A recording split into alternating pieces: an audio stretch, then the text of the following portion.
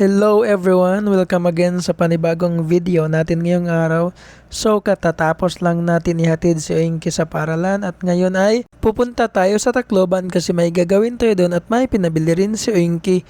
At habang ako ay papunta ng Tacloban, may nagkabanggaan na isang sasakyan at motorsiklo dito sa Bagakay sa unahan lang ng EVRMC. At pagkalipas ng ilang minuto ay dumating rin naman yung mga polis at yung mga rescuer. So dapat palagi talaga tayong mag-ingat at huwag kalimutang mag-pray sa lahat ng ating mga lakad. Pagkatapos dito ay dumiretso na ako sa Tacloban at ang unang pinuntahan ko ay dito sa Sky Marketing na matatagpuan sa downtown Tacloban. Kalbo na kasi yung unahang gulong ni Asher, nagbabawas na ng hangin kaya kailangan ng palitan para na rin sa safety ng biyahe namin ni Oinky. At pagdating ko nga dito wala pang tao kasi nga ay maaga pa kaya ay na-accommodate na tayo kaagad. Quick Tire yung brand ng gulong na ipapalit natin sa unahan kasi ito yung available sa kanila at nagkakalaga ito ng 1,452 pesos at 100 pesos naman yung bayad sa pagkakabit. At ito yung stock na gulong natin na umabot ng 1 year and 6 months. Hindi ko akalain na abot ng ganito katagal yung stock na gulong ni Asher kasi nga dati palagi kaming nagbibiyahe hindang papuntang Samar. So late hanggang Samar, every weekend yun halos.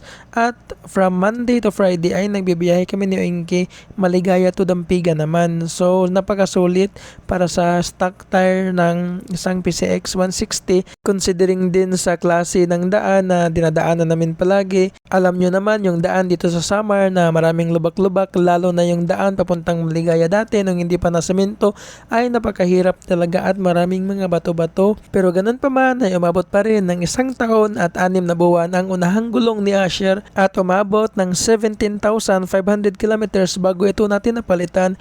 So napakasulit talaga at napakatibay rin ng stock tire ng PCX 160. Pwede pa naman sana itong magamit pero nung tiningnan ko ay may mga cracks na konti na makikita kaya nagpagpasya namin yung na palitan na ng bago lalong lalo na at ginagamit namin si Asher everyday na biyahe papuntang school at medyo malayo din yung biyahe namin so pinapalitan na namin para makasigurado na safe kami sa aming biyahe. First time kong gumamit ng brand na gulong na to, yung Quick Tire, so baka ay mas lalong bibilis yung takbo natin kasi nga ay quick. Yung likod na gulong pala ni Asher ay napalitan na rin, so pinalitan natin yun around 15,000 na Odo.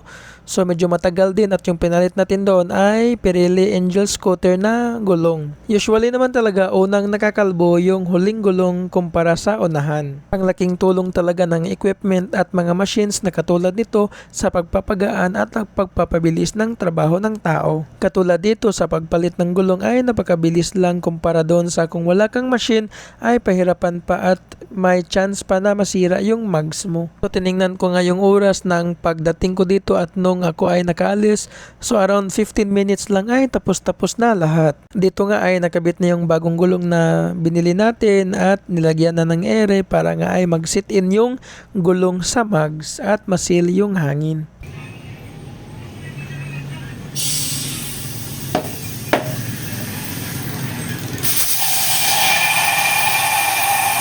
At dito nga ay nilagyan na ni Kuya ng hangin ang gulong natin at gumamit siya ng pressure gauge para makasigurado na nasa tamang pressure ang gulong natin, hindi masyadong sobra at hindi rin kulang.